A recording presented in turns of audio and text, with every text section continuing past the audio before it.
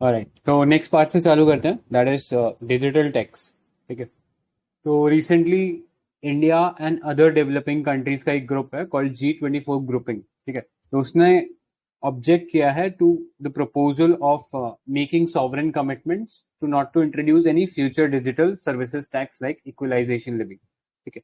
तो G24 जो है वो एक ग्रुपिंग है डेवलपिंग कंट्रीज का, जो कि जो ब्रेटन वुड एग्रीमेंट्स है लाइक IMF या वर्ल्ड बैंक जो है इस टाइप के इंस्टीट्यूशन है, या जो ग्लोबल इकोनॉमिक ऑर्डर पे लेके जो ग्रुपिंग है लाइक WTO एक्सेट्रा, तो यहाँ पर जो डेवलपिंग कंट्रीज के इंटरेस्ट है उनको इंश्योर करते हैं। ठीक है, या उनको प्रोटेक्ट करते हैं। तो उन्होंने उस ग्रुपिंग ने ये चीज बोला है कि ये जो इक्वलाइजेशन लेवी हटाने को कुछ कंट्रीज यानी जो डेवलप वर्ल्ड बोल रहा है वो उनके इंटरेस्ट के खिलाफ है। So we are not going to accept it. ठीक है। तो ये बोला क्यों जा रहा है कि इक्वलाइजेशन लेवी आप हटा दीजिए? तो रिसेंटली आपने सुना होगा कि एक ग्लोबल टैक्स की बात होती है, ग्लोबल मिनिमम टैक्स की हम लोग बात करते, जिसके थ्रू जितने भी मल्टीनेशनल कंपनीज है, ठीक है, जिनका रेवेन्यू एक सर्टेन अमाउंट से ऊपर है, उन सब के ऊपर एक ग्लोबल लेवल पे एक इक्वल टैक्स लगाए हम लोग। ठीक है। ताकि जो वो कुछ माल प्रैक्टिसेस कर रहे थे, जैसे कि टैक्स इवेजन की, टैक्स अवॉइडेंस कह सकते हैं बेसिकली, जैसे base erosion, profit shifting, I hope सुना ही होगा आप लोगों ने। तो इस टाइप की जो प्रैक्टिसेस कर रहे थे उसको हम खत्म कर दें। ठीक है। और जहां पर कंपनी का जो मेन बिजनेस था वहां पे उसको टैक्स देना पड़े। ठीक है। तो ये बेसिक आइडिया था। और इसी आइडिया को फुलफिल करने के लिए ग्लोबल मिनिमम टैक्स का जो आइडिया था वो लगाया गया था। और इसको लगाने के लिए जो डेवलप वर्ल्ड है उसने प्रपोज किया था कि जो डेवलपिंग कंट्रीज हैं जो इक्वलाइजेशन लेवी लगा रहे हैं उनको हटा दे। ठीक है। तो ये जो डिजिटल सर्विस टैक्स का जो कॉन्सेप्ट है, it is part of OECD's 2 pillar plan. ठीक है। आगे बढ़ने से पहले ये 2 पिलर प्लान एक बार हम लोग देखते थे। ये OECD का 2 पिलर प्लान था क्या? तो ये प्लान बेसिकली ये था कि हम जो मल्टीनेशनल कंपनीज हैं जो कि ये माल प्रैक्टिसेस कर रही हैं उनको स्टॉप करें। ठीक है। तो दो कंसेप्ट हम पढ़ते हैं, एक होता है टैक्स अवॉइडेंस और एक होता है टैक्स एविजन। इसमें किसी को डिफरेंस पता है? What is the difference between tax Avision and tax avoidance? तो बता सकता है? ठीक है। बहुत बेसिक सा कॉन्सेप्ट है। टैक्स अवॉइडेंस का मतलब आप जो एग्जिस्टिंग लॉ के अंदर जो लूप होल्स है उनका फायदा उठा रहे हो। ठीक है। यानी legally what you are doing is not punishable, वो आप चीज कर सकते हो। और आप बेसिकली जो एग्जिस्टिंग लॉज है उनका फायदा उठा के अपना टैक्स बचा रहे हो। ठीक है। और एक होता है टैक्स इवेजन। टैक्स इवेजन मतलब आप जो एग्जिस्टिंग लॉ है उसको विलफुली बाईपास कर रहे हो या सबवर्ट कर रहे हो। ठीक है। टू सेव टैक्स या टू सेव योर मनी। ठीक है। तो यहाँ पे ये जो प्रैक्टिस है टैक्स इवेजन की, ये इलीगल है। दोनों में डिफरेंस है। Tax avoidance, it looks illegal but it is not illegal. ठीक है, tax avoidance. But tax evasion is illegal and also looks illegal. ठीक है। तो ये दोनों के बीच में डिफरेंस पता होना चाहिए। तो यहाँ पर जो कंपनीज दोनों प्रैक्टिसेस कर रही थी, टैक्स अवॉइडेंस भी कर रही थी और टैक्स इवेजन भी कर रही थी, तो दोनों को ये जो पिलर है 2 पिलर प्लान के अंदर, ये जो दोनों इश्यू है इनको कर्ब करने की कोशिश थी। तो पहला पिलर 1 था इसमें रिलोकेशन ऑफ टैक्सिंग राइट। ठीक है। तो जनरली क्या होता था, कंपनीज जो थी वो डबल टैक्स, कई बार कंट्रीज के बीच में आपने ये चीज सुना होगा कि डबल टैक्सेशन अवॉइडेंस एग्रीमेंट हुआ है। यानी लेट्स से एक कंपनी मॉरिशस में है और उसका बिजनेस इंडिया में भी है, बट उसका जो रजिस्टर्ड ऑफिस है वो मॉरिशस में है। अब मॉरिशस ने इंडिया के साथ एक डबल टैक्सेशन अवॉइडेंस एग्रीमेंट कर लिया। तो इसके अंदर क्या होगा, लेट्स से कंपनी मॉरिशस की कंपनी है ABC, वो इंडिया में कुछ बिजनेस कर रही है। ठीक है। तो वो क्या करती है ABC, अपना जो प्रॉफिट है वो सारा का सारा उठाकर ले जाती है मॉरिशस में और बोलती है हम लोग यहाँ पे टैक्स पे कर रहे हैं। ठीक है। और वो ऐसा करती क्यों है? क्योंकि मॉरिशस का साइज जो है वो इंडिया के साइज से बहुत कम है। मतलब आई आई वुड से अगर पॉपुलेशन कंपेयर करोगे तो वो शायद इंडिया का 1% भी पॉपुलेशन नहीं है मॉरिशस के पास। तो ओवर अगर देखा जाए तो उसके लिए इतना ज्यादा टैक्स की जरूरत है भी नहीं। ठीक है। वो 5% के टैक्स पे भी काम चला लेगा। वहीं इंडिया के अंदर अगर हम कॉर्पोरेट टैक्स की बात करें तो 15 से 25% के बीच में वेरी कर रहा है। सो कंपनीज क्या करेंगे, अपना प्रॉफिट जो मॉरिशस में शिफ्ट कर देंगे, बिकॉज वो बोल रहे डबल टैक्सेशन एग्रीमेंट हमारा मॉरिशस के साथ है। तो हमारा जो टैक्स है हम लोग मॉरिशस में भरेंगे, इंडिया में नहीं भरेंगे। और इंडिया के टैक्स अथॉरिटी हम पे टैक्स भी नहीं लगा सकती क्योंकि हमने डीटीए के अंदर आते हैं, ठीक है। तो इस तरीके के या इस टाइप के एग्रीमेंट्स का फायदा उठा के ये मल्टीनेशनल कंपनीज अपना जो प्रॉफिट है उसको टैक्स हेवंस के अंदर डाल देती है। टैक्स हेवंस मतलब ऐसी कंट्री जहां पे टैक्स जो है वो कम है, ठीक है। सो ये आइडिया था बेसिकली इसके पीछे। और ये जो रीलोकेशन है टैक्सिंग राइट्स का, इस चीज को वापस उन कंट्रीज को देने की जरूरत है जहां पे ये कंट्री जो मैक्सिमम बिजनेस कर रही है, ठीक है। जैसे अभी हमने ऊपर केस देखा, एबीसी कंपनी जो है वो ज्यादातर बिजनेस इंडिया में कर रही है, लेकिन टैक्सेशन जो है वो मॉरिशस में जाके भर रही है। तो ऐसा नहीं होना चाहिए, जहां पे उनका मेजोरिटी बिजनेस हो रहा है वहीं पे उनको टैक्स देना चाहिए, ठीक है। तो इसके अंदर ये बोला गया था जो 100 बिगेस्ट एमएनईज या मल्टीनेशनल एंटरप्राइजेज हैं with global turnover of 20 billion euros and profitability of about 10%, तो they should relocate part of their profit to place where they sell और प्रोवाइड सर्विस, जहां पे वो मेजोरिटी अपना काम करे वहां पे उन्हें टैक्स भरना चाहिए। नेक्स्ट पिलर 2, तो global anti base erosion mechanism, ठीक है। तो यहाँ पे वो वाली चीज आती है कि वो अपना जो प्रॉफिट शिफ्ट कर रहे हैं वो चीज नहीं होना चाहिए। तो इसके लिए एक ग्लोबल मिनिमम कॉर्पोरेशन टैक्स लाने की बात करी गई थी, जो कि वैल्यू उसका रखा गया था 15%, ठीक है। कि चाहे कोई भी कंट्रीज हो उन सबको ये टैक्स रेट रखना है फॉर कंपनीज जिनका रेवेन्यू 750 मिलियन है, 750 मिलियन यूरोस। याद रखना, जनरली हम इस टाइप के जो ट्रांजेक्शन है वो डॉलर्स में पढ़ते हैं, लेकिन यहाँ पे यूरोज में है, ठीक है। थोड़ा ये क्लैरिटी रखना अपने माइंड में। सो ये आइडिया था इसके पीछे, ठीक है।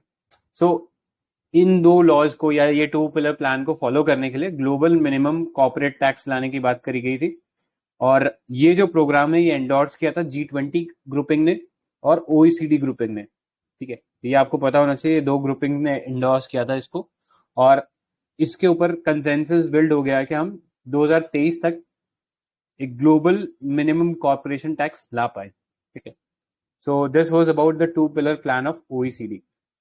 नेक्स्ट, अभी ये जो डिजिटल सर्विस टैक्स है ये भी OECD के 2 पिलर प्लान के अंदर ही आता है, जिसके ऊपर 137 कंट्रीज ने एग्री किया है इंक्लूडिंग इंडिया, ठीक है। So as to reform the international taxation rules and address the tax challenges arising out of digitalisation of economy, ठीक है। सो करंटली हम जो वर्ल्ड देख रहे हैं बहुत तेजी, या जो इंटरनेशनल इकोनॉमिक ऑर्डर है वो बहुत तेजी से चेंज हो रहा है, और जो डिजिटल इकोनॉमी है उसमें उसका शेयर काफी बढ़ रहा है। बट हमारे जो एग्जिस्टिंग लॉज हैं वो उतनी तेजी से इवॉल्व नहीं हो रहे हैं, ठीक है। हमारे जो एग्जिस्टिंग लॉज हैं वो ब्रिक एंड मोटार वाला जो कॉन्सेप्ट है उस पर बने, यानी फिजिकल प्रेजेंस में जो बिजनेस हो रहे हैं उनको टैक्स करने के लिए बने। डिजिटल जो इकोनॉमी है अभी तक हम उसको कॉम्प्रिहेंसिवली टैक्स नहीं कर पा रहे हैं।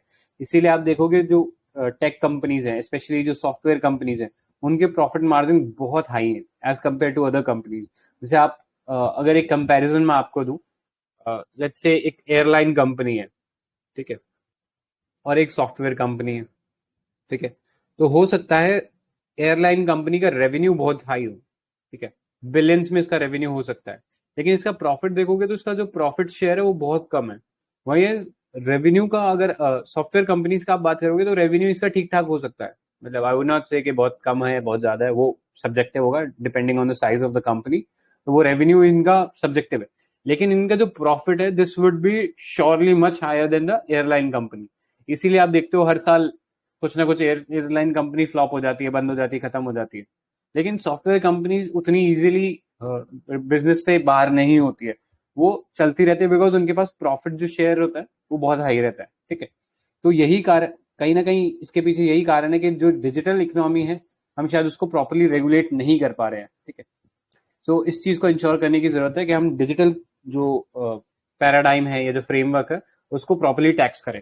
तो उसी के लिए हमने ये डिजिटल टैक्स का कॉन्सेप्ट लाए थे इंडिया के अंदर।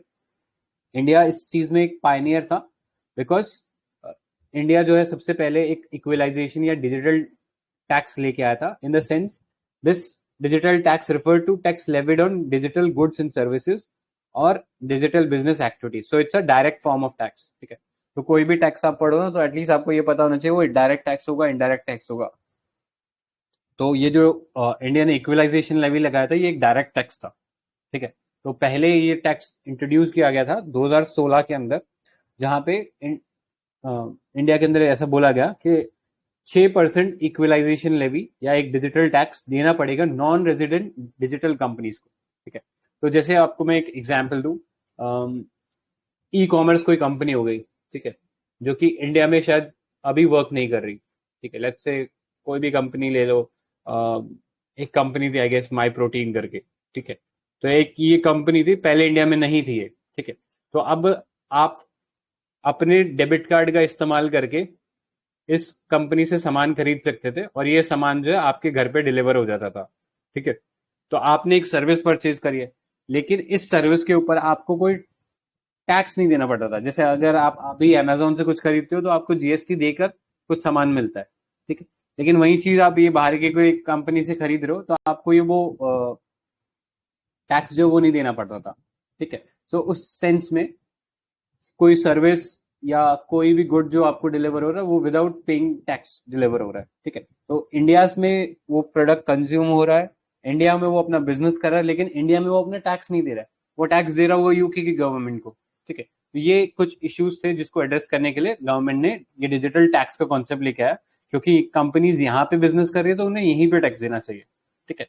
सो 2020 के अंदर इक्वलाइजेशन लेवी का जो कॉन्सेप्ट है वो हमारे इंडियन इनकम टैक्स एक्ट के अंदर भी जोड़ा गया, ठीक है, वाया फाइनेंस एक्ट ऑफ 2020, ठीक है। और तब से उसमें एक और चीज एड ऑन कर दी गई कि अब जो ई कॉमर्स वेबसाइट है, जो फॉरेन ई कॉमर्स, मतलब इंडियन में तो हम लोग जीएसटी दे ही रहे हैं, बट जो फॉरेन कंपनीज है जो इंडिया के अंदर बिजनेस कर रही है ई कॉमर्स कंपनी, तो उनके ऊपर 2% का service tax, digital service tax लगेगा, ठीक है। तो ये आइडिया था इक्वलाइजेशन लेवी को लेके इंडिया के अंदर, ठीक है। सो आइडिया ये भी था इसके पीछे कि हम जो नॉन रेजिडेंट कंपनीज हैं जो कि इंडिया में बिजनेस कर रहे हैं और इंडिया में टैक्स नहीं दे रहे, पहले तो उनको अकाउंटेबल करें, दूसरा एक लेवल प्लेइंग फील्ड बनाए, ठीक है। अब क्या हो रहा है कि जो डोमेस्टिक कंपनीज है वो तो टैक्स देकर सामान खरीद, टैक्स देकर सामान बेच रही है, बट ये जो फॉरेन कंपनीज हैं वो बिना किसी टैक्स दिए सामान बेच रही हैं। तो ऑब्वियस सी बात है कि उनका जो सामान होगा वो चीपर होगा, जो फॉरेन कंपनीज है उनका। तो एक लेवल प्लेइंग फील्ड जो था वो भी बनाना था, ठीक है, ताकि जो डोमेस्टिक डिजिटल स्पेस के अंदर जो कंपनीज है वो एडवर्सली हार्म ना हो, ठीक है। So this was the idea behind digital tax. अब रैशनल की बात करें, क्यों लगाने की जरूरत पड़ी, तो जैसा कि मैंने बताया कि जो एग्जिस्टिंग हमारे जो लॉस थे, चाहे वो इंटरनेशनल बोल लीजिए या डोमेस्टिक बोल लीजिए, तो there were based on decade ago concepts of brick and mortar economy, ठीक है, यानी फिजिकल प्रेजेंस वाली जो इकोनॉमी है उसके ऊपर उसके हिसाब से बने हुए थे। They were not customized to the present day reality of digital economy. Next, international tax law आ गए, तो अक्रॉस डिफरेंट कंट्रीज ये चीज पे कंसेंसस बन गया है कि डिजिटल कंपनीज जो है इनको जो इकोनॉमिक एक्टिविटी जहाँ पे ये कैरी आउट करते हैं वहीं पे उनको टैक्स देना चाहिए, ठीक है। तो आपने जैसे सुना होगा फ्रांस ने एक टैक्स लगाया था कॉल्ड गाफा टैक्स। गाफा क्या है? गाफा एक शॉर्ट फॉर्म है for the tech giants called Google, Amazon, Facebook and Apple, ठीक है। ये गाफा टैक्स करके इन्होंने बोला था। तो इसी टाइप के अक्रॉस द वर्ल्ड हम लोग देख रहे हैं कि इस टाइप के टैक्स लग रहे हैं, बिकॉज सब लोग रियलाइज कर रहे हैं कि कहीं ना कहीं ये जो डिजिटल कंपनीज हैं ये फायदा उठा रहे हैं by not having any kind of physical presence in the country, ठीक है। वो डिजिटल में ही सारा अपनी ट्रांजेक्शन सेल कर रहे हैं, ठीक है, सॉरी, गुड्स और सर्विसेज सेल कर रहे हैं। Next, proliferation of digital service tax, ठीक है। तो अक्रॉस द वर्ल्ड हम लोग देख रहे हैं कि सब कंट्रीज जो है ये डिजिटल सर्विस टैक्स वाला कॉन्सेप्ट लगा रही है, तो हमारे लिए भी ये ऑब्वियस चॉइस बन जाता है कि हमें भी लगाना चाहिए। Next, fair competition and level playing field, तो इसका हम लोगों ने बात कर दिया था, ठीक है। तो आई होप इस पे तो डिस्कस करने की जरूरत नहीं है। नेक्स्ट, चैलेंजेस की बात करते हैं। चैलेंजेस क्या है डिजिटल टैक्स से रिलेटेड? तो पहला तो देखो, रिटेलिएटेड टेरिफ्स लग रहे हैं। जैसे यूएस की बात करें तो यूएस का ये मानना है कि ये ज्यादातर ये जो डिजिटल टैक्स है, ये जो इक्वलाइजेशन लेवी है, these are impose on US based company, क्योंकि ये गाफा जो कंपनीज हैं या जो मोस्टली टेक जायंट्स है वो सब यूएस बेस्ड है, ठीक है। तो यूएस का मानना है ये सब जो टैक्सेस लग रहे हैं वो यूएस के कंपनीज के खिलाफ है। तो यूएस जो है वो रिटेलिएटरी मेजर लगा रहा है कि सपोज इंडिया ने जैसे इक्वलाइजेशन लेवी लगाया तो उन्होंने भी हम पे कोई टैक्स लगा दिया, ठीक है। तो इसके चलते एक डर है कि शायद इससे कोई ट्रेड वॉर ना हो जाए, ठीक है, या डिजिटल टैक्स वॉर ना हो जाए, तो वो एक इश्यू है। नेक्स्ट, अगर हम बात करें क्वांटिफाइंग डेटा, तो डेटा को जो गैदर करना है, बिकॉज इसमें बहुत सारी ट्रांजैक्शन जो है या जो ट्रांजैक्शन का वॉल्यूम है और जो वैल्यू है बहुत लार्ज स्केल है और बहुत ज़्यादा डायनेमिक है, ठीक है। तो वो जो डेटा है उसको कलेक्ट कर पाना बहुत मुश्किल होता है यहाँ पे। एंड इसकी वजह से प्रॉपर जो मैकेनिज्म है या जो प्रॉपर रेगुलेशन है वो कर पाना मुश्किल होता है, क्योंकि आपके पास जो डेटा है, रेलेवेंट डेटा है, वही प्रॉपर नहीं है, ठीक है। नेक्स्ट, बर्डन ऑन कस्टमर्स, ठीक है। तो अगर हम इक्वलाइजेशन लेवल लगा देते हैं तो कंपनीज का कुछ नहीं जाएगा, वो तो जैसे बिजनेस कर रहे थे वैसे ही करेंगे। रादर जो टैक्स बर्डन आया है वो पास कर दिया जाएगा ऑन टू द कस्टमर्स, ठीक है। जैसे जीएसटी आया था तो जीएसटी में ऐसा बोला गया था कि कंज्यूमर्स को सस्ता प्रोडक्ट मिलेगा, बट ऐसा हुआ नहीं। वो कंपनीज ने अपने प्रॉफिट मार्जिन सिक्योर रखे और जो एक्स्ट्रा जो कॉस्ट था वो कंज्यूमर को पास ऑन कर दिया। तो वही चीज यहाँ पे भी देखने को मिलेगी। Next, lack of consensus. तो जैसा अभी हमने बात किया कि यूएस बेस्ड कंपनीज जो है उनका या यूएस का मानना है कि ये जो टैक्स है वो उनके इंटरेस्ट के खिलाफ है, ठीक है। तो वो रिटालिएट कर रहे हैं इसके अगेंस्ट। तो मोस्टली जो डेवलप वर्ल्ड कंट्रीज है वो रिटालिएट कर रहे हैं कि ये नहीं होना चाहिए। Next, tax sovereignty is compromised, ठीक है। सो डिजिटल कंपनीज जो है वो कहीं ना कहीं बिना किसी फिजिकल प्रेजेंस बनाए ऑनलाइन ही वो सब सामान सेल कर रही थी, सर्विसेज सेल कर रही थी। तो उस सेंस में जो कंट्री है जहां पे वो सर्विसेज सेल हो रही है या गुड सेल हो रहे हैं, उसका जो टैक्स सॉवरेनिटी का जो राइट है वो कॉम्प्रोमाइज हो रहा था, ठीक है। वो भी एक इश्यू है। नेक्स्ट, वे फॉरवर्ड की अगर हम बात करें तो क्या हम स्टेप्स ले सकते हैं to so as to ensure कि जो इक्वलाइजेशन लेवी है इस पे ग्लोबल कंसेंसस बन जाए। तो पहला चीज होना चाहिए, कोऑर्डिनेशन होना चाहिए, ठीक है। सभी जो स्टेक होल्डर है इंपॉर्टेंट, चाहे डेवलप्ड है चाहे डेवलपिंग है, वो सब एक कॉमन प्लेटफॉर्म पे आना चाहिए, उनके बीच में नेगोशिएशन होना चाहिए by setting up of a dispute resolution mechanism या dispute redressal mechanism, ताकि जो डिजिटल टैक्स से लेके जो भी इश्यूज अराइज हुए उनको डायलॉग के थ्रू सॉल्व किया जा सके। नेक्स्ट, न्यूअर मॉडल बनाने की जरूरत है जिससे जिससे कि हम लोग एसेस कर सके कि कैसे टैक्स करना चाहिए, ठीक है। Like counting the numbers of users in a country, ठीक है। उसके बेसिस पे हम लोग कुछ नया मैकेनिज्म बना सकते हैं टैक्सेशन का, ठीक है। तो इस टाइप के कुछ नए इनोवेटिव मॉडल लाने की जरूरत है। And next is bilateral treaties, renegotiate कर सकते हैं जो डोमेस्टिक टैक्स लॉ है उनको, ठीक है। मल्टीलेटरल रीनेगोशिएशन कर सकते हैं इन सब चीजों का। तो ये कुछ स्टेप्स है जो आप ले सकते हो सो एज टू इंश्योर के जो इक्वलाइजेशन लेवी है या जो डिजिटल सर्विस टैक्स है ये एडवर्सली हार्म ना करें हमारे इकोनॉमिक ऑर्डर को, ठीक है। लास्टली कंक्लूडिंग रिमार्क इसमें काफी अच्छा है, आप इसको लिख सकते हो directly as a conclusion. So इसमें लिखा है कि countries calibrate their response to the competing demand for sovereignty to tax. So digital service tax is an interim alternative outside tax treaty.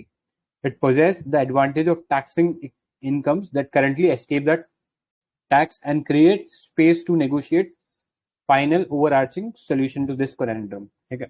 तो एक बहुत ही अच्छा कंक्लूजन है जो आप आंसर्स में सीधा लिख सकते हो। साथ ही साथ कुछ कीवर्ड जैसे हमने बात किया टैक्स अवॉइडेंस, टैक्स इवेजन, ये वाले थोड़ा ध्यान रखना, ठीक है। इसके अलावा किसी को कुछ ऐड करना है क्या? फिर आगे चलते हैं हम लोग। नेक्स्ट टॉपिक है रीजनल रूरल बैंक्स का, ठीक है। सो रीजनल रूरल बैंक्स की अगर हम लोग बात करें तो ये सेटअप किए गए थे on the recommendation of Narasimha working group of 1975, ठीक है। तो जब भी आप इस टाइप के आंसर राइटिंग करो या ऐसे कॉन्सेप्ट पढ़ो तो इंश्योर करना कि आपके पास रेलेवेंट कमिटीज के नाम हो, रेलेवेंट एक्ट के नाम हो, ठीक है। तो यहाँ पे आरआरबी जो है कमेटी या ये जो वर्किंग ग्रुप था इसके थ्रू बना था। फिर रीजनल रूरल बैंक एक्ट आया 1976 में। ऑल्दो ये जो बैंक है ये 1971 में ही बन गया था बिकॉज ऑफ ऑर्डिनेंस, ठीक है। लेकिन बाद में एक्ट भी ला दिया गया था, ठीक है। सो अगर हम आरआरबीज की बात करें तो आरआरबीज जो है वो बेसिकली उसमें इक्विटी होल्डिंग जो है वो आप 3 कंपोनेंट में देखते हो।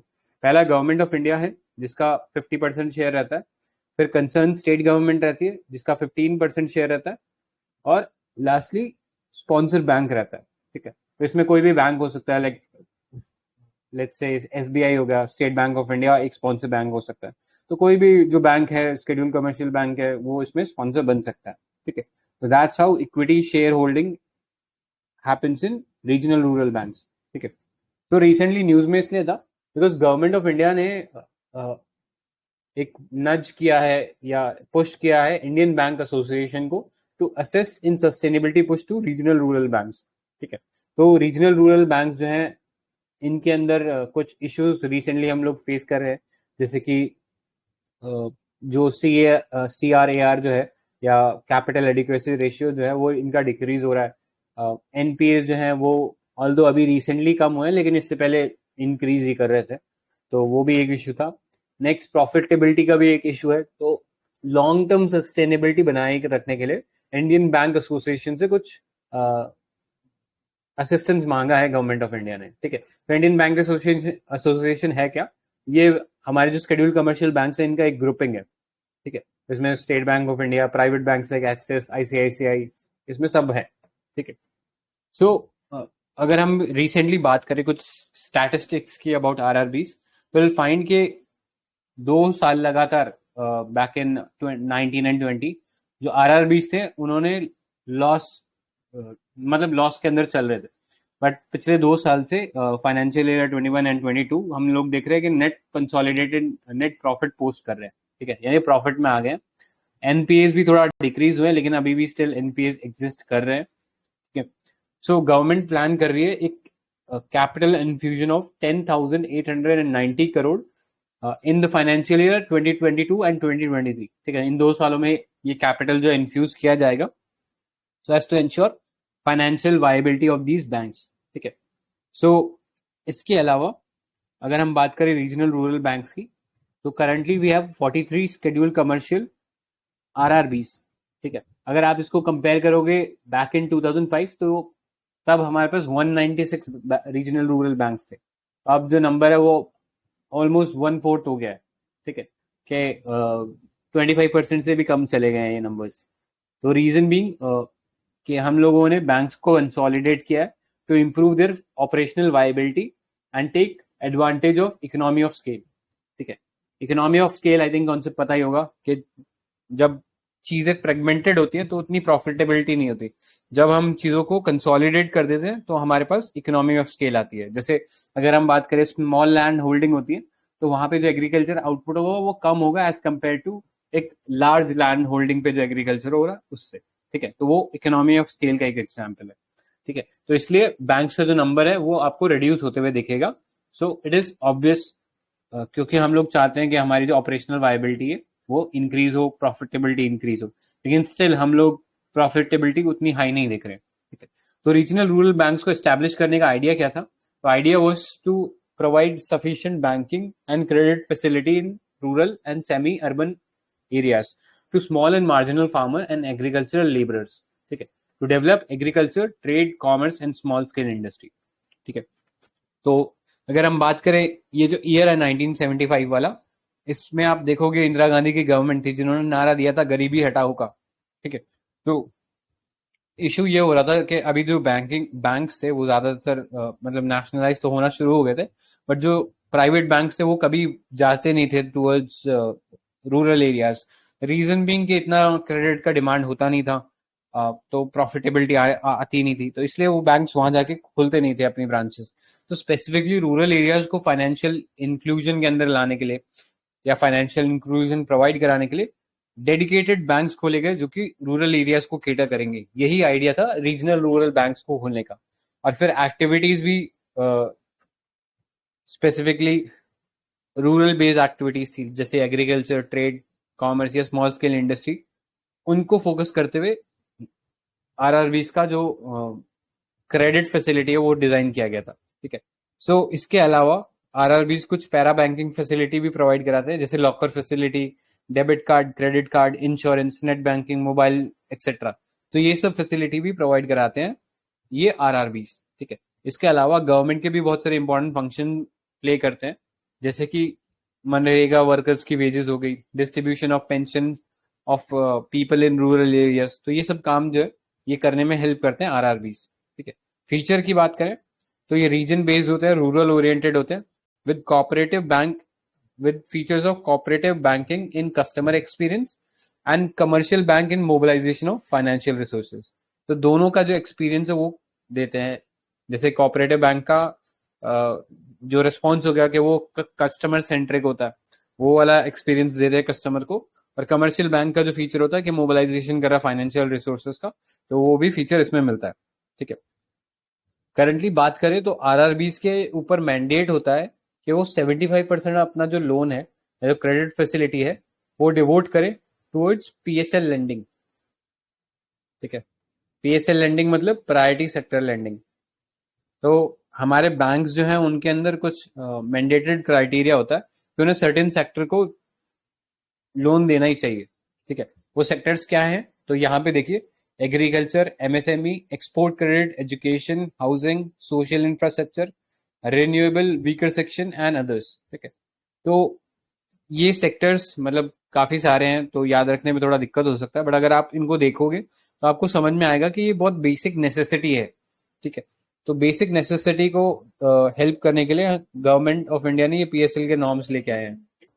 I hope priority sector lending वाला कॉन्सेप्ट क्लियर हुआ होगा। तो बेसिकली ऐसे सेक्टर जहाँ पे बेसिक नेसेसिटी फुलफिल हो रही है लोगों की, उनको फुलफिल करने का इसके अंदर आइडिया था। ठीक है, एंड एक और चीज इसमें आप ये नोटिस करोगे कि जो स्केड्यूल कमर्शियल बैंक है उनके लिए जो लिमिट है वो है आई गेस 40% है। ठीक है, तो 40% अपना जो लोन है उन लोगों को स्केड्यूल कमर्शियल बैंक जो है या जो प्राइवेट बैंक्स हो गए इन सबको डेडिकेट करना टुवर्ड पीएसएल लेंडिंग। लेकिन आरआरबीज के लिए 75% तक रखा गया है। ठीक है, तो याद रखना इसके बारे में। लेकिन अगर आप इसको ऑन ग्राउंड चेक करोगे तो आरआरबीज का जो कंट्रीब्यूशन है प्रायोरिटी सेक्टर में वो 81% तक है। ठीक है, तो अपना जो मैंडेटेड जो पार्ट है उससे भी ज्यादा वो इस चीज में कंट्रीब्यूट कर रहे हैं, और नियरली 60% जा रहा है एग्रीकल्चर के टुवर्ड्स। ठीक है, तो वो भी एक अपने मैंडेट से ऊपर जाके काम करना हो रहा है। ठीक है, सो अगर बैंकिंग सिस्टम को थोड़ा सा देख लेते हैं एक बार आगे जाने से पहले, तो आप देखोगे आरबीआई जो है वो एक रेगुलेटर है पूरे बैंकिंग सिस्टम का। आरबीआई का एस्टेब्लिशमेंट हुआ था 1934 का आरबीआई एक्ट है उसके अंडर। ठीक है, और आरबीआई का 1934 का एक्ट है उसके अंदर ये स्केड्यूल एक है जिसके अंदर ये स्केड्यूल बैंक्स मेंशन्ड है। ठीक है, तो जब अभी हम स्केड्यूल कमर्शियल बैंक बोल रहे हैं तो वो आरबीआई का जो 1934 का एक्ट जो है उसके अंदर जो स्केड्यूल है उसके अंदर उनका मेंशन मिलता है। उसके अंदर फर्दर दो कैटेगरीज है, commercial banks and cooperative banks. ठीक है, कमर्शियल बैंक्स के अंदर फिर फर्दर आपको बहुत सारी कैटेगरीज मिल जाएगी, like public sector banks like SBI etcetera, private sector banks जैसे कि एचडीएफसी, आईसीआईसीआई, एक्सिस बैंक, ये सब हो गए, रीजनल रूरल बैंक्स हो गए और फॉरेन बैंक्स हो गए। ठीक है, कोऑपरेटिव बैंक में आपके पास स्टेट कोऑपरेटिव बैंक्स हो गए, मल्टी स्टेट कोऑपरेटिव बैंक्स हो गए। ठीक है, प्राइमरी कोऑपरेटिव बैंक्स हो गए, ये कुछ एग्जांपल है कोऑपरेटिव बैंक्स के। नॉन शेड्यूल बैंक्स में आपके पास लोकल एरिया बैंक्स हो गए, लीड एरिया बैंक्स हो गए, ये सब कुछ एग्जांपल आ जाएंगे। नेक्स्ट है डेवलपमेंट बैंक्स। ठीक है, तो आपके पास नबार्ड, एग्जिम, नेशनल हाउसिंग बैंक, सिडबी, मुद्रा, ये सब कुछ एग्जाम्पल्स हो गए डेवलपमेंट बैंक्स के अंदर। ठीक, तो ये ब्रॉड हायरार्की है हमारे पूरे बैंकिंग सिस्टम की अभी तक। ठीक है, सो आरआरबीज पे वापस आते हैं। तो आरआरबीज का काम हम लोगों ने देख लिया कि एक्सटेंड करना है institutional credit to rural areas. ठीक है, उसमें भी खासकर weaker section, small and marginal farmers etcetera. Next, financial inclusion by providing basic banking service in the rural areas, increasing trust of rural population, providing easy and direct finance to cooperative and self-help group।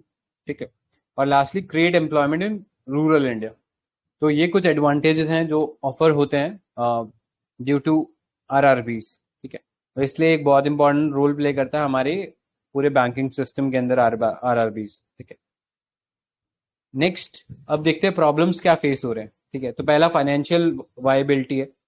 तो अगर हम बात करें return on asset, return on asset मतलब जो banks के जो asset हैं उसके ऊपर कितना उनको रिटर्न मिल रहा है। ठीक है, यूपीएससी ने प्रीलिम्स के अंदर एक बार सवाल भी पूछा था कि which of the following are consider assets of the bank. ठीक है, तो उसमें ऑप्शन देता हूँ, आप बताना कि कौन सा होता है एसेट। एक होता है लोन, एक है डिपॉजिट। लोन। हाँ करेक्ट, लोन या एडवांसेस को बोल सकते हैं। ठीक है, ताकि बेटर क्लैरिटी आए। तो लोन जो होते हैं वो लोन या एडवांसेस, यानी जो चीज बैंक से आप लोन या एडवांस ले रहे हो तो वो लोन का वो बैंक का जो असेट होता है। और डिपॉजिट क्योंकि डिपॉजिट मैंने बैंक के अंदर किया है, मैंने बैंक को पैसा दिया अपना, ठीक है, तो बैंक के ऊपर ये ऑब्लिगेशन है कि जब भी मेरे को वो पैसा चाहिए होगा बैंक मुझे वो पैसा प्रोवाइड कराएगी जो मेरा डिपॉजिट है, तो इसलिए बैंक के ऊपर लाइबिलिटी है, ठीक है। तो बहुत बेसिक सा कॉमर्स का क्वेश्चन बोल सकते हैं, या एक कॉमन सेंस का क्वेश्चन भी बोल सकते हैं, ठीक है। आप ऐसे ही फिगर आउट कर सकते थे कि डिपॉजिट क्या होता है, तो उसने लोन शब्द का नहीं इस्तेमाल किया था, उसने वहां पे एडवांस शब्द का इस्तेमाल किया था, ठीक है। सो यहाँ पे जो रिटर्न ऑन एसेट आप देख रहे हो वो 0.5 है, ठीक है, इन द लास्ट 5 ईयर, जो कि एक बहुत खराब रिटर्न ऑन एसेट है। यानी आप समझ सकते हो अगर मैं किसी को 100 रुपया दे रहा हूँ तो मेरे को उसके बदले 1 रुपया भी नहीं मिल रहा है, तो विच इज वेरी पुअर, ठीक है। एटलीस्ट हम लोग जैसे अगर कमर्शियल बैंक्स की बात करें, अगर आप कोई कार लोन वगैरह लेने जाते हो तो आपको एटलीस्ट 10, 11, 12% इससे कम पे आपको लोन नहीं मिलता है, ठीक है। तो आप समझ सकते हो कि वहां पे कितना पैसा कमा रहे हैं और रीजनल रूरल बैंक्स कितना पैसा कमा रहे हैं, ठीक है। Next, limited capital adequacy ratio, ठीक है। तो कैपिटल एडिक्वेसी रेशियो जो है हम बेसिल नॉर्म्स के रिस्पेक्ट में पढ़ते हैं, या एक बैंक की फाइनेंशियल हेल्थ जो है उसको डिटरमाइन करने में भी कैपिटल एडिक्वेसी रेशियो काम में आता है। तो कैपिटल एडिक्वेसी रेशियो होता क्या है? It's the ratio of banks available capital express as percentage of banks risk weighted credit exposure. तो सी ए आर जो है उसको हम डिफाइन कैसे करते हैं? C A R is equal to tier 1 capital plus tier 2 capital upon में risk weighted asset, ठीक है, बेस्ड ऑन के कितना रिस्क है जो भी हमने लोन प्रोवाइड किया है। ये जो रेशियो होता है इसको हम सी आर बोलते हैं, ठीक है।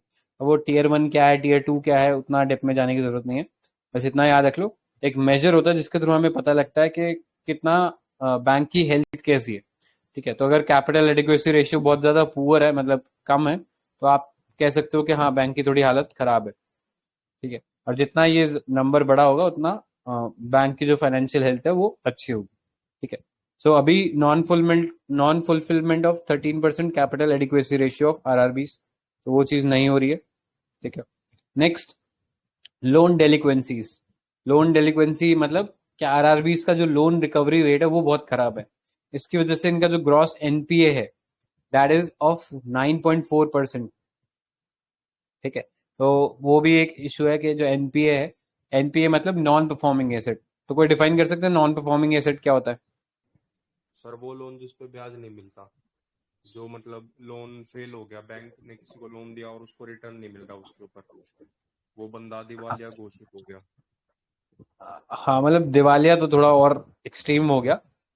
ग्रॉस एनपीए, आप एनपीए तब बोलते हो जब कोई एसेट जिसके ऊपर ना तो आपको प्रिंसिपल मिल रहा है ना ही आपको इंटरेस्ट मिल रहा है बियॉन्ड 90 डेज, ठीक है। तो टेक्निकल डेफिनेशन आपको पता होना चाहिए, तभी आपको थोड़ा आप एक अच्छा आंसर लिख पाओगे। तो ना तो प्रिंसिपल मिला है ना इंटरेस्ट मिला है अप टू 90 डेज, ठीक है।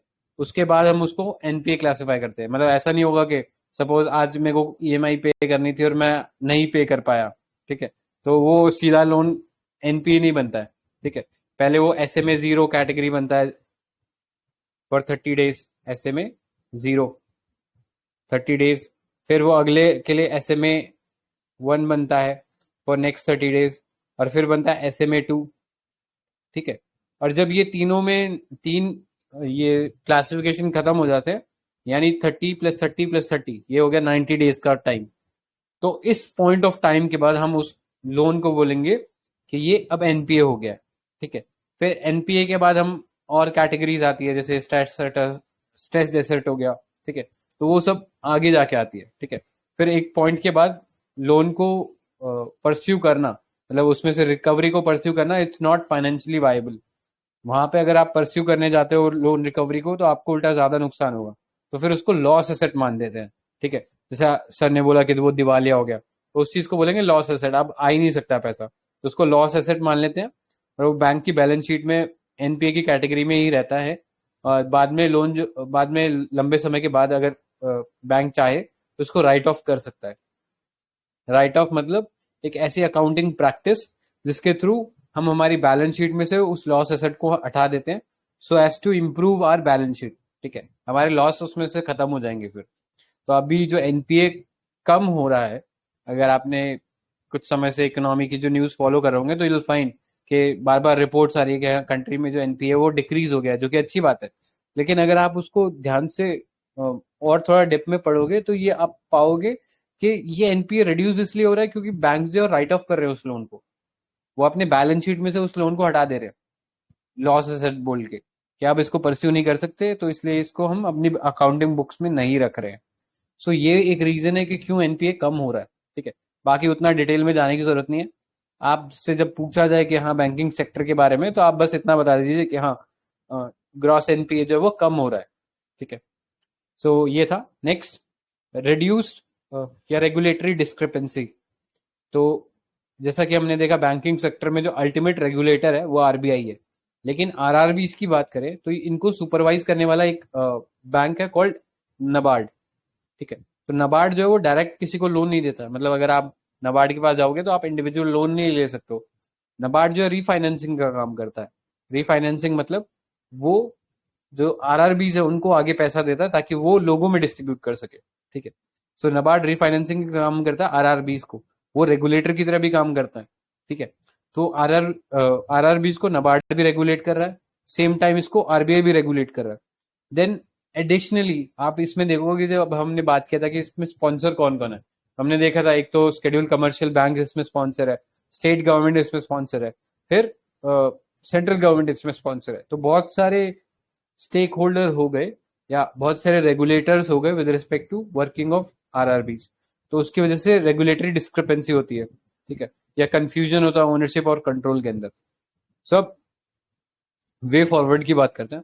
ठीक है, so recently department of financial service, ये मिनिस्ट्री ऑफ फाइनेंस के अंदर एक डिपार्टमेंट है। ठीक है, तो इसने रिकमेंड किया है, एक मतलब एक्सपर्ट कमेटी बनाई थी जिसने रिकमेंड किया था कि हम आरआरबीज के लिए मीडियम से एक लॉन्ग टर्म प्लान बनाते हैं। ठीक है, और उस प्लान के अंदर क्या क्या चीजें दी गई थी, जैसे एक टाइम बेस्ड वायबिलिटी प्लान बनाया जाए, जिसमें जो स्पॉन्सर बैंक है उसको इंक्लूड किया जाए, तो एक क्लियर रोड मैप बनाया जाए जिससे कि हम लोग लॉन्ग टर्म या जो मीडियम टर्म एक बैंक की फाइनेंशियल वायबिलिटी है उसको इंश्योर कर सकें। ठीक है, तो उसमें बहुत सारे स्टेप आप ले सकते हो जिसके थ्रू हम लोग इंश्योर कर सकते हैं कि हाँ ये एक स्पेसिफिक बैंक है, इसकी प्रॉफिटेबिलिटी मेंटेन रहे। Next, setup digitalisation. तो इशू हम देख रहे हैं कि मेजर इशू यही हो रहा है कि जो ऑपरेशनल कॉस्ट है वो वायबल नहीं है, बिकॉज रूरल एरियाज के अंदर उतना डिमांड है ही नहीं बैंकिंग सर्विसेज का। तो उसको ओवरकम करने के लिए, जो ऑपरेशनल कॉस्ट है उसको ओवरकम करने के लिए हम डिजिटल सर्विसेज प्रोवाइड कर सकते हैं। ठीक है, जैसे कि कोर बैंकिंग सोल्यूशन। इस पे भी यूपीएससी ने प्री के अंदर सवाल पूछा हुआ है कि what is core banking solution करके। तो कोर बैंकिंग सोल्यूशन क्या होता है, एक नेटवर्क होता है बैंक ब्रांचेस का जिसके थ्रू कस्टमर जो होता है वो अपने अकाउंट को मैनेज कर सकता है। ठीक है, तो इसके अंदर बेसिकली बैंक के ब्रांच को विजिट करने की जरूरत नहीं है। आप बैंक के कोई भी इंटरनेट बैंकिंग या मोबाइल एप्लीकेशन के थ्रू जो सारी सर्विसेज आप एक बैंक ब्रांच में एक्सेस कर पा रहे थे वो कर सकते हो। ठीक है, तो याद रखना ये भी चीज यूपीएससी ने पूछी है। तो यूपीएससी की आदत है कि वो कई बार सवालों को रिपीट करता है, तो आपको पता होना चाहिए सीबीएस क्या है, कोर बैंकिंग सोल्यूशन क्या है। ठीक है, नेक्स्ट, ऑपरेशनल रिफॉर्म्स। तो पोर्टफोलियो डाइवर्सिफिकेशन करो, क्रेडिट एक्सपेंशन बढ़ाओ।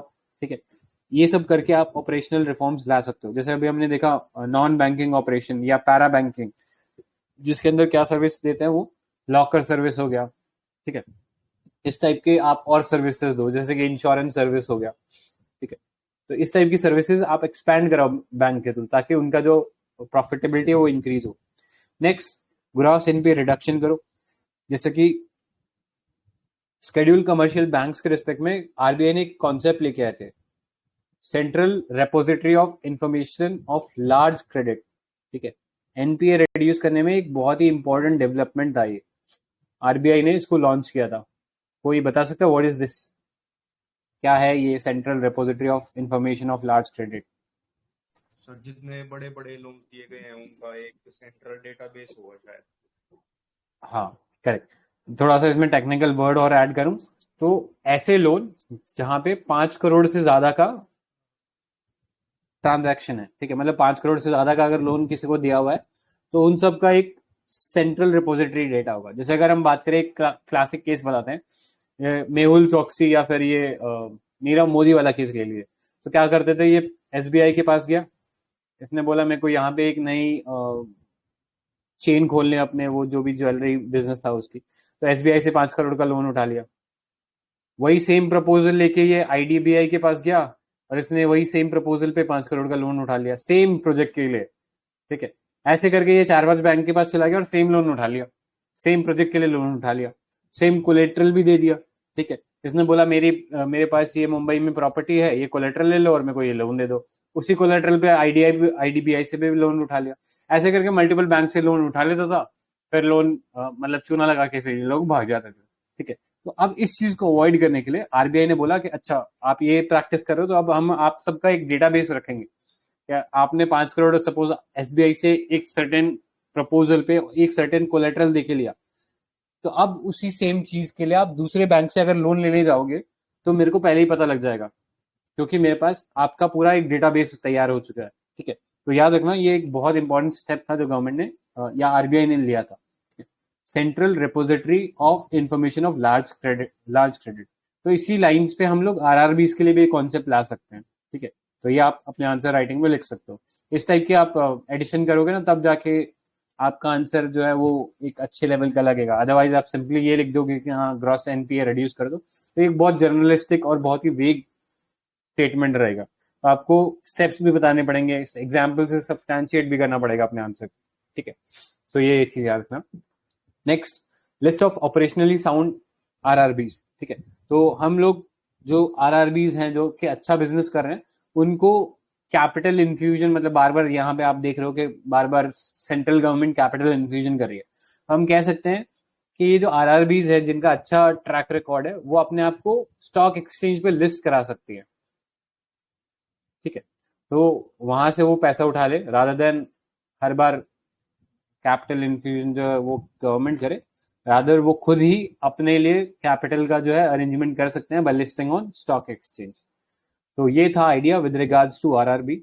एक नबार्ड वाला पार्ट और थोड़ा इसमें देख लेते हैं। तो नबार्ड को किसने रिकमेंड किया था, तो this was recommended by B Srinivasan committee. ये लिख लीजिएगा अपने जहाँ पे भी आप नोट्स बना रहे हो उसके अंदर। तो इन्होंने रिकमेंड किया था कि नबार्ड बनाना चाहिए। Establish in 1982 as a development bank through an act of parliament, यानी एक स्टैट्यूटरी बॉडी है with 100% government ownership. Next, promotion and development, refinancing, planning, monitoring and supervision, ठीक है, ऑफ आरआरबीज, स्पेसिफिकली आरआरबीज। ठीक है, उन्हीं के लिए बनाया गया था। तो मिशन था promote sustainable equitable agriculture and rural development through participative financial and non financial intervention, innovation, technology and institutional development for securing prosperity. तो ये है आपके लिए नबार्ड। ठीक है, कमेटीज और ये सब चीजें थोड़ा ध्यान में रखना, ध्यान में रखना कब बना था। बाकी आपको पता है ये सुपरवाइज करता है आरआरबीज के फंक्शन को, या रीफाइनेंसिंग जो है वो आरआरबीज को प्रोवाइड कराता है। ठीक है, सो इसमें किसी को कुछ ऐड करना आरआरबीज के अंदर?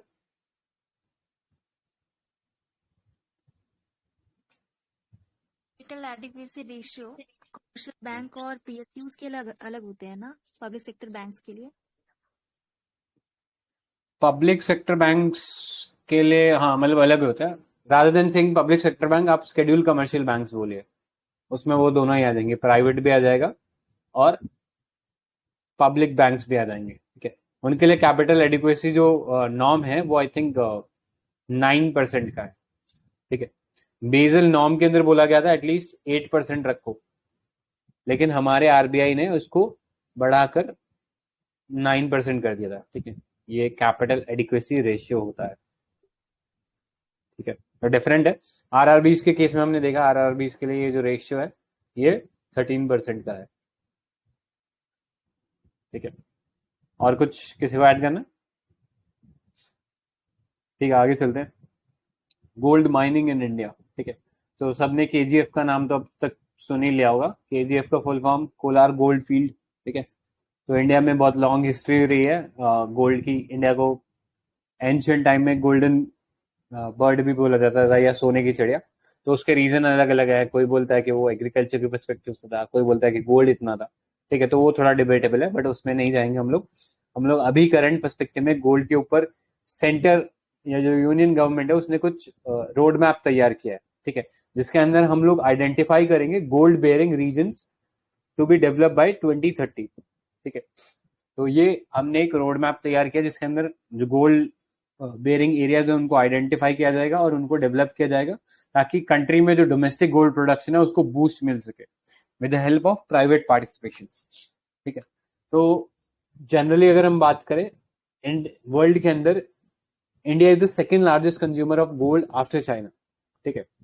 और हमारा जो डोमेस्टिक प्रोडक्शन है वो अभी करंटली ईयर 2020 के अंदर 1.6 टन है इन 2020। इसको हम बढ़ा के 20 टन पर ईयर कर सकते हैं, मतलब इतना हमारा करंटली पोटेंशियल है। According to the national mineral elementary data जो कि जियोलॉजिकल सर्वे ऑफ इंडिया निकालता है, उसके अकॉर्डिंग हमारी कंट्री में 5.1 मिलियन टन्स का जो है वो गोल्ड रिजर्व प्रेजेंट है, ठीक है। तो ये एक एस्टिमेटेड डेटा है। अब कितना मिलता है कितना नहीं मिलता है वो एक अलग इशू है। अगर हम डिस्ट्रीब्यूशन की बात करें तो Karnataka accounts for 88% of the total reserve located in the country, और उसके अंदर जो धारवाड़ जो रीजन है, ठीक है, आई होप ज्योग्राफी थोड़ा अगर आपने डिटेल में पढ़ा हो तो आपने धारवाड़ रॉक सिस्टम के बारे में जरूर पढ़ा होगा, ठीक है। ये जो कर्नाटका वाला एरिया है इसको हम लोग धारवाड़ के पार्ट में कंसीडर करते हैं, ठीक है। Over the 50% of global gold mineral resources that are located in Karnataka, 33% are in Rajasthan, 6% in Bihar and 5% in Andhra Pradesh, ठीक है। तो ये रिजर्व्स के पर्सपेक्टिव से ये डेटा आपको दिया गया है, तो आपको याद होना चाहिए थोड़ा बहुत, बिकॉज जब भी इस टाइप की कोई मिनरल जो है न्यूज में आता है तो बहुत अच्छा उसका चांसेस होता है कि यूपीएससी उसको प्री के अंदर पूछ ले, ठीक है। सो ये था with regards to gold distribution in gold reserve distribution in the country, ठीक है। करंटली अगर हम बात करें तो हमारा जो गोल्ड है उसकी मैक्सिमम जो डिमांड है हम लोग इंपोर्ट के थ्रू फुलफिल कर रहे हैं, ठीक है। तो अभी हमारा जो डोमेस्टिक गोल्ड का जो इंपोर्ट है that rose up to 33.41% year on year basis पे, जो कि एक बहुत सिग्निफिकेंट इंक्रीज है, ठीक है। ऑलमोस्ट 1/3 आप कह सकते हो कि हमने जो इंपोर्ट था ईयर ऑन ईयर बेसिस पे उसको इंक्रीज कर दिया। इसीलिए जरूरत है कि हमारा जो कंट्री है या हमारी जो गोल्ड इंडस्ट्री है उसको हम सेल्फ रिलायंट बनाएं ताकि वो जो डोमेस्टिक कंजम्पशन है उसको केटर कर सके, ठीक है, जो डोमेस्टिक कंजम्पशन है उसको फुलफिल कर सके। तो करंटली अगर हम बात करें जो डोमेस्टिक डिमांड है इंडिया की, अगर उसको ग्लोबल डिमांड से कंपेयर करें तो इंडिया का डिमांड है 25%, बहुत हाई नंबर है। अगर आप इंडिया की पॉपुलेशन एज अ ग्लोबल या वर्ल्ड शेयर देखोगे तो इंडिया की पॉपुलेशन शेयर जो है वो 17% है। वहीं उसके अंदर अगर आप गोल्ड से कंपेयर करोगे तो हम 25% बढ़ जाते हैं, जिसमें इंडिया में ऑलमोस्ट 1/3 जो लोग हैं वो तो गरीबी रेखा के नीचे है। तो आप समझ सकते हो कि किस लार्ज स्केल पे कंजम्पशन हो रहा है गोल्ड का, और उसमें भी जो डोमेस्टिक कंजम्पशन है वो ज्यादा क्यों है, बिकॉज इंडिया का जो ट्रेडिशनल या जो कल्चरल प्रैक्टिसेस हैं, स्पेशली जो मैरिज फंक्शन होते हैं अक्रॉस डिफरेंट रिलीजन बोल लीजिए या फिर डिफरेंट कास्ट बोल लीजिए, सबके अक्रॉस गोल्ड का जो है वो एक बहुत इंपॉर्टेंट प्लेस है, specially with respect to marriages, ठीक है। वो एक रीजन है क्योंकि गोल्ड कंजम्पशन हमारा इतना हाई है। Next, decrease dependence on imports, ठीक है। तो इसलिए हमें जो गोल्ड का प्रोडक्शन है वो बढ़ाने की जरूरत है ताकि हम इंपोर्ट के ऊपर अपना जो निर्भरता है या जो डिपेंडेंस है उसको कम कर सके। करंटली इंडिया जो है 89% ऑफ गोल्ड जो है उसको इंपोर्ट करता है, ठीक है, जिसकी वजह से कंट्री का जो करंट अकाउंट डेफिसिट है वो एडवर्सली इफेक्ट होता है या बढ़ता है। साथ ही साथ प्राइस वोलेटिलिटी भी रहती है। जब भी अभी रशिया यूक्रेन क्राइसिस हुआ था तो गोल्ड के जो प्राइसेस थे वो एकदम शूट अप कर गए थे, क्योंकि जब भी कोई क्राइसिस होता है तब हमेशा गोल्ड का जो रेट है वो इंक्रीज होता है, क्योंकि gold is the most safest investment, ठीक है। तो जब भी कोई वोलेटिलिटी सिचुएशन आती है तो हमेशा इनके प्राइस शूट अप कर जाते हैं, तो उसकी वजह से इंडिया का जो करंट अकाउंट डेफिसिट है वो भी खराब हो जाता है या एडवर्सली इम्पैक्ट हो जाता है। Next, boost national GDP. तो ऑब्वियस सी बात है, ऐसी कोई माइनिंग एक्टिविटी हम लोग बढ़ाएंगे या डोमेस्टिक प्रोडक्शन बढ़ाएंगे तो कंट्री में अगर डोमेस्टिकली प्रोड्यूस करें तो जीडीपी बढ़ेगा। जीडीपी की वजह से साथ ही साथ स्टेट का जो टैक्सेस रॉयल्टी है वो भी बढ़ेंगे। Next, improve opportunities, employment opportunity, especially in the rural areas. Generally ये जो माइनिंग एक्टिविटी होगी ये किसी रूरल एरियाज या ऐसे ही किसी रिमोट प्लेस पे होगी, तो वहां पे एम्प्लॉयमेंट अपॉर्चुनिटीज से बढ़ेगी, अट्रैक्ट करेगा फॉरेन डायरेक्ट इन्वेस्टमेंट। तो अगर आपको रिसेंटली आप ये चीज फॉलो कर रहे हो तो आपको पता होगा 100% एफडीआई अलाउ कर दिया है माइनिंग सेक्टर के अंदर, ठीक है। जो नॉर्मल मिनरल्स होते हैं, मतलब अपार्ट फ्रॉम एटॉमिक मिनरल्स और वो सब को छोड़ दें, बाकी सब जो माइनिंग एक्टिविटीज है उसके अंदर 100% एफडीआई अलाउ कर दिया है, ठीक है। एमएमडीआर जो एक्ट है उसको अमेंड करके। Next, initiate support associated service and industry. तो कोई भी इंडस्ट्री होती है, ठीक है, तो वो एंसिलरी या एक रॉ मटेरियल प्रोवाइड कराती है दूसरी इंडस्ट्री को। तो माइनिंग जो एक प्राइमरी एक्टिविटी है, ठीक है। अब सेकेंडरी एक्टिविटी में आपके पास ज्वेलरी फैब्रिकेशन आ जाएगा, रिफाइनिंग एक्सेट्रा आ जाएगा, ठीक है, तो उनको हेल्प करेगी, ठीक है। नेक्स्ट, चैलेंजेस देखते हैं, चैलेंजेस क्या है। तो चैलेंजेस में यू विल फाइंड के सबसे पहले तो एक बहुत रिस्क बेस्ड और ये बहुत ज्यादा रिस्क इन्वॉल्व है इस बिजनेस एक्टिविटी में। पहला प्री प्रोडक्शन स्टेज में बोले तो वो काफी लंबा समय होता है, फिर काफी ह्यूज कैपिटल चाहिए होता है, एनवायरमेंटल क्लियरेंसेस चाहिए होते हैं, फिर प्रॉफिट भी है, वो भी मैटर करता है बेस्ड ऑन कितना प्रोडक्शन हो रहा है, एक्सचेंज रेट क्या चल रहा है।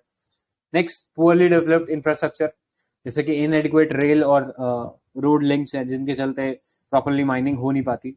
नेक्स्ट, कॉम्प्लेक्स रेगुलेटरी प्रोसेस है फॉर माइनिंग लाइसेंसेस, तो मल्टीपल या एक लेंदी प्रोसेस है जिसको फॉलो करना पड़ता है बिफोर एक्चुअली माइनिंग स्टार्ट हो सके। जैसे अगर कोल का एग्जांपल दूं तो कोल का माइनिंग करना, ठीक है, आपको जब आप पहले बिडिंग के लिए अप्लाई करते हो, फिर लाइसेंस आना, और फिर लाइसेंस के बाद आप जो एक्चुअल प्रोडक्शन चालू करते हो उस टाइम पीरियड में एटलीस्ट इंडिया के अंदर एट एन एवरेज 5 साल लग जाते हैं,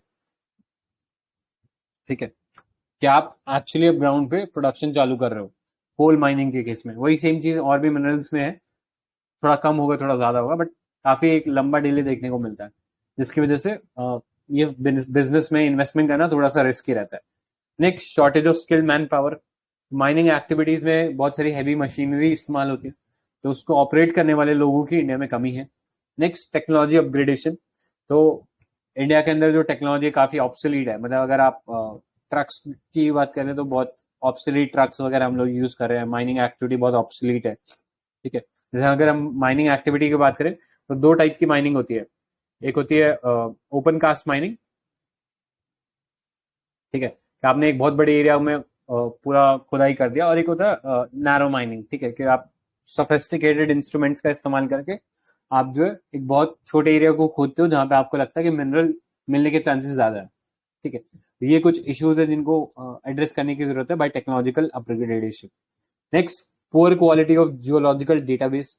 हमारे पास बहुत लिटिल और नो इन्फॉर्मेशन है with regards to deep seated miners, ठीक है, तो जिसकी वजह से गोल्ड का जो प्रोडक्शन है वो हैम्पर होता है। Next, environmental concern related to gold mining like ravage landscape, contaminated waters, ठीक है।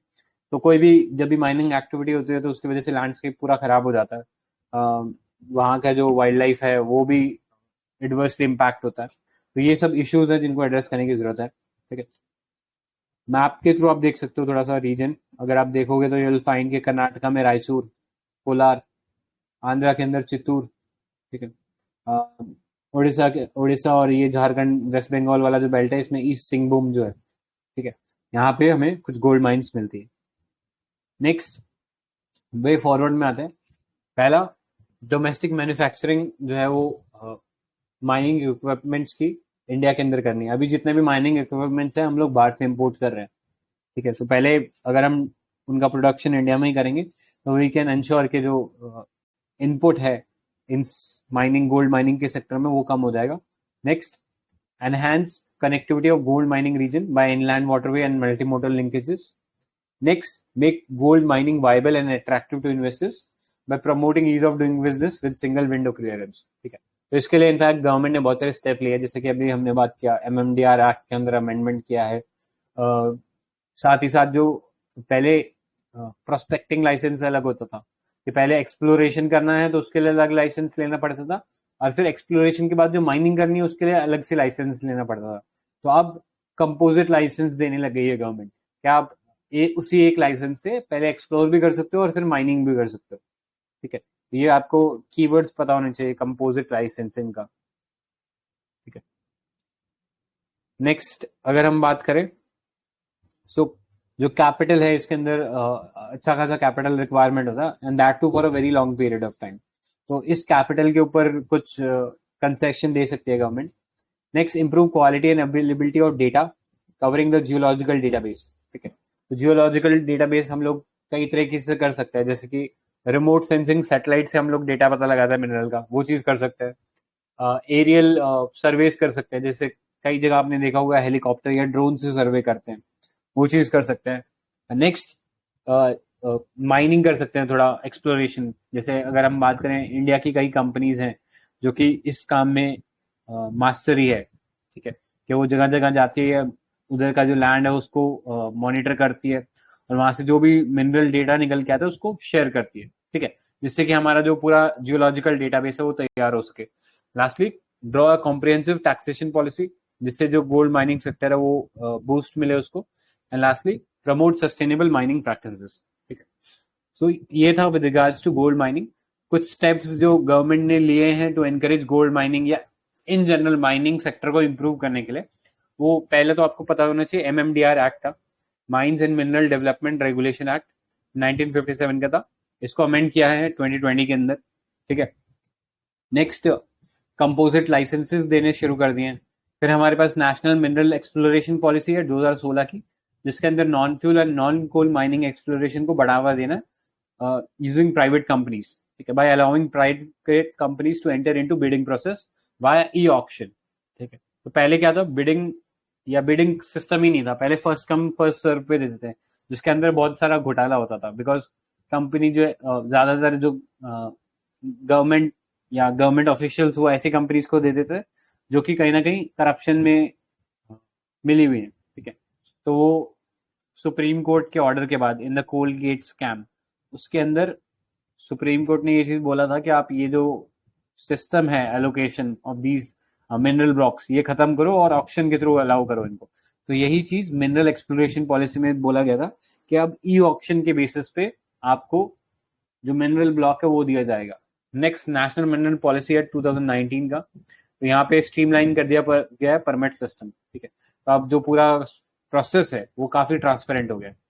एंड लास्टली, FDI जो है वो परमिट कर दिया गया 100% अंडर ऑटोमेटिक रूप, ठीक है।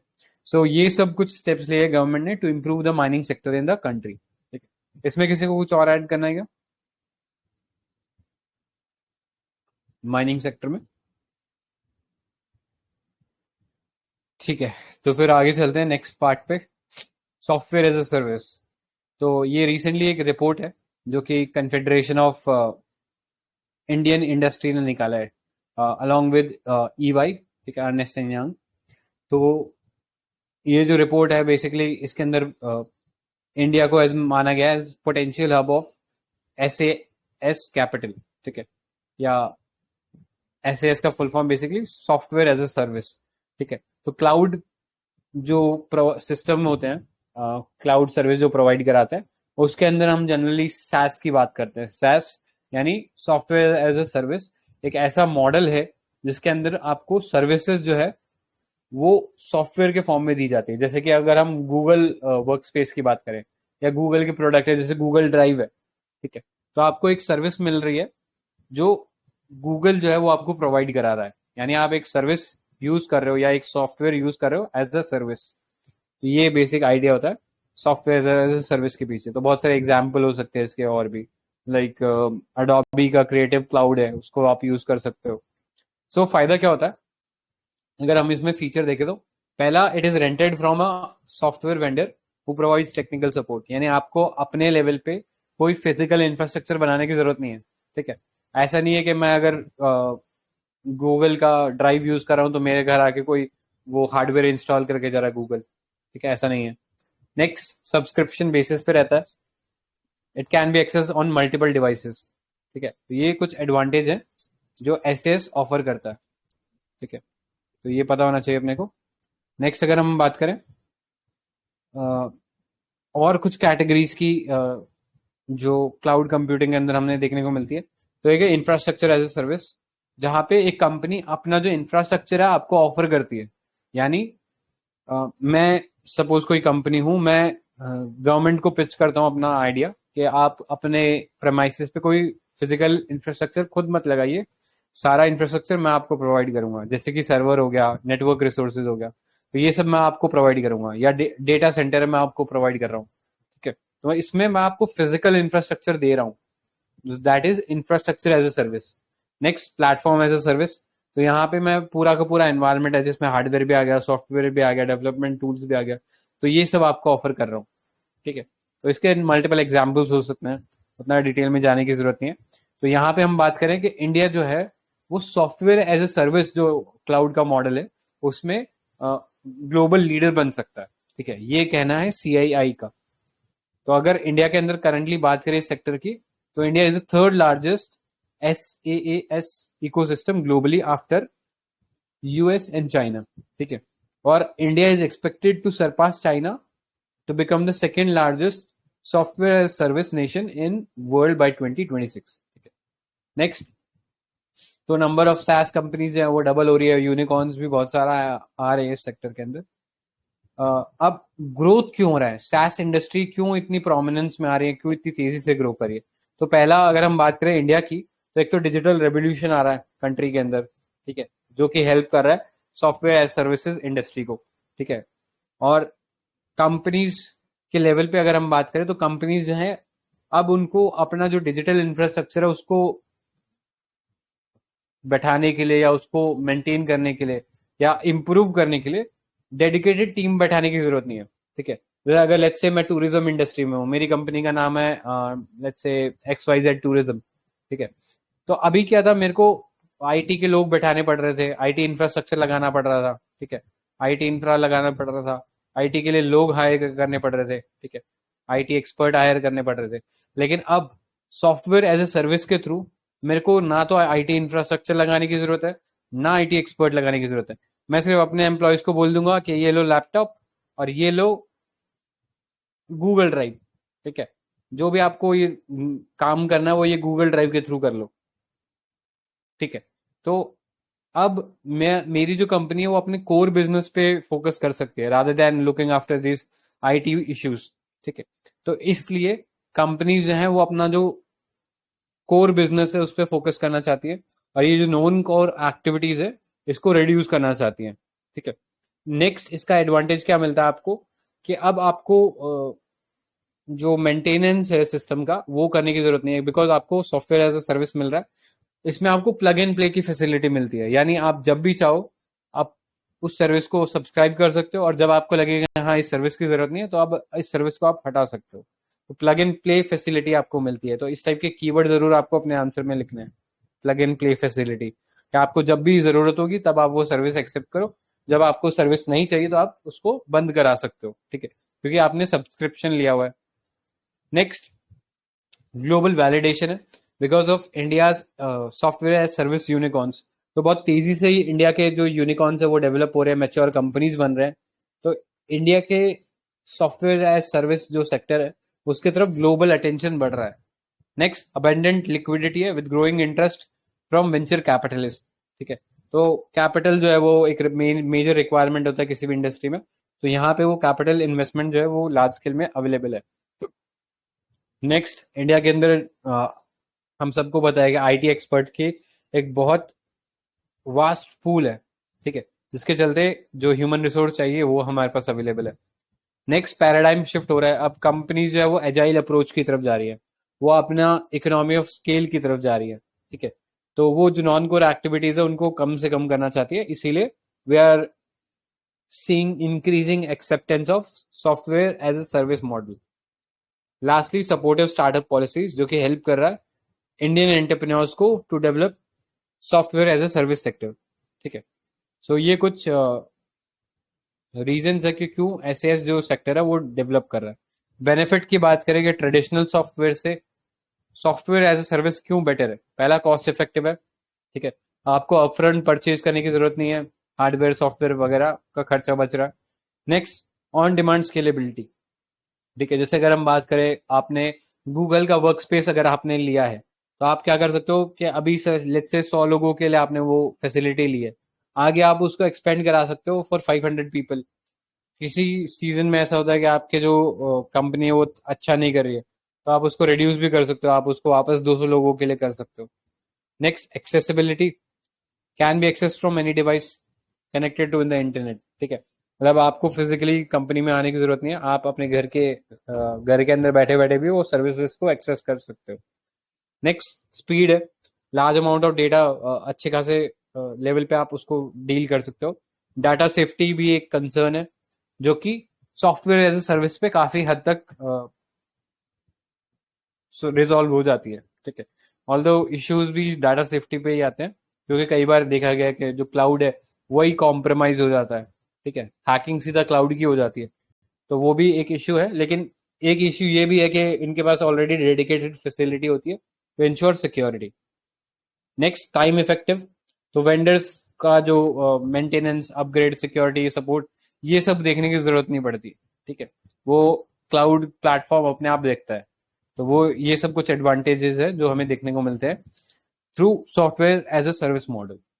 ठीक है, नेक्स्ट, प्रो स्टार्टअप पॉलिसीज है इंडिया के अंदर, तो उसमें आप देख सकते हो कि रेगुलेटरी जो कंप्लायंस है उनको काफी तौर पे सिंप्लीफाई और एग्जाम कर दिया गया। जैसे हमें एंजल टैक्स आपने सुना होगा, ठीक है, या एंजल इन्वेस्टर पढ़ा था। ठीक है, ऐसा इन्वेस्टर जो एक लार्ज स्केल में स्टार्टअप के अंदर इन्वेस्ट करता है। तो पहले इनकम टैक्स के अंदर इन सबको नोटिस भेज दिया जाता था, लेकिन अब ये एंजल इन्वेस्टर वाला है, इसमें रिलैक्सेशन दिया गया है स्टार्टअप्स को।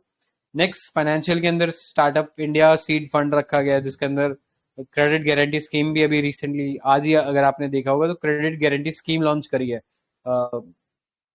स्टार्टअप्स के लिए भी गवर्नमेंट ने। ठीक है, टेक्नोलॉजी कह सकते हो, स्टार्टअप जो कल्चर है वो बहुत तेजी से बढ़ रहा है, पेटेंट फाइलिंग बहुत तेजी से हो रहा है। अपार्ट फ्रॉम दैट कुछ और इनिशिएटिव्स हैं लाइक समृद्ध। समृद्ध क्या है?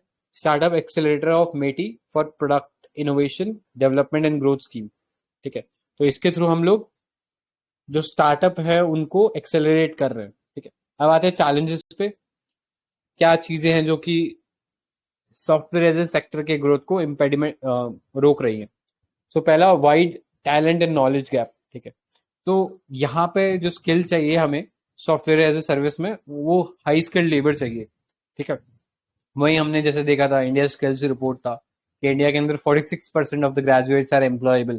तो वो आप डेटा कोट कर सकते हो टू शो कि जो नॉलेज एक्सपेक्टेड है या जो इंडस्ट्री स्टैंडर्ड है उसके हिसाब से हमारा जो स्किल डेवलपमेंट है वो उतना एप्ट नहीं है। Next, difficulty in complying to the norms related to data protection and privacy.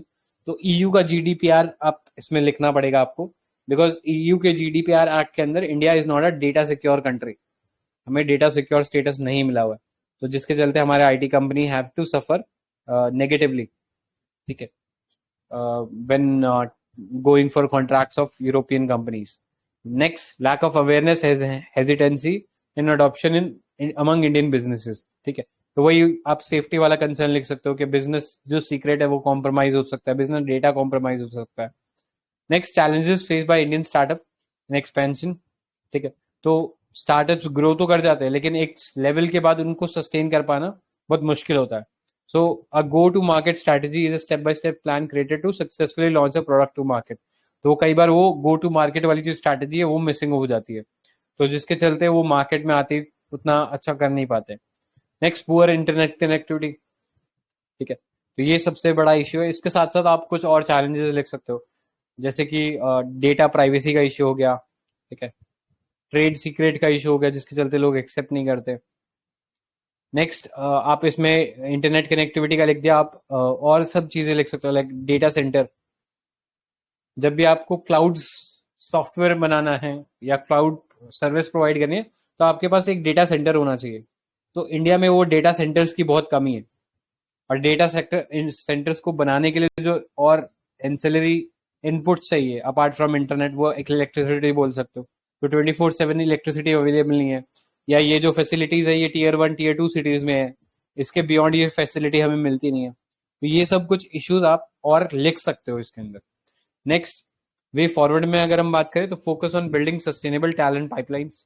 ठीक है, तो जो इंडस्ट्री और जो स्किल डेवलपमेंट वाला जो हमारा या एकेडमिक इंस्टीट्यूशंस है उनके बीच में जो मिसमैच है उसको रिजॉल्व करने के लिए आप स्टेप ले सकते हो। तो इसमें आप वो ट्राइंगल बना देना जिसमें कल भी हमने देखा था, एकेडमिक्स, इंडस्ट्री और गवर्नमेंट, ये ट्राइंगल बनाना जब भी आप आंसर लिखो। इनके बीच में अलायंस बनाने की जरूरत है ताकि जो talent mismatch, skill development mismatch है उसको एड्रेस किया जा सके। Raising awareness and hand holding of Indian business to adoption of software as a service facility. And lastly, assisting startup in initial stage by creating mentorship linkages. Lastly, facilitating connectivity to faster internet by launching 5G। अभी जैसे 5G launch हो गया, लेकिन 5G जो है अभी केवल metropolitan cities में है, ठीक है। इसको टीयर 2 टीयर 3 सिटीज या ऑल इंडिया जो है उसको एक्सपैंड करने की जरूरत है, ठीक है। सो ये था with regards to software as a service. इसमें किसी को कुछ ऐड करना है क्या?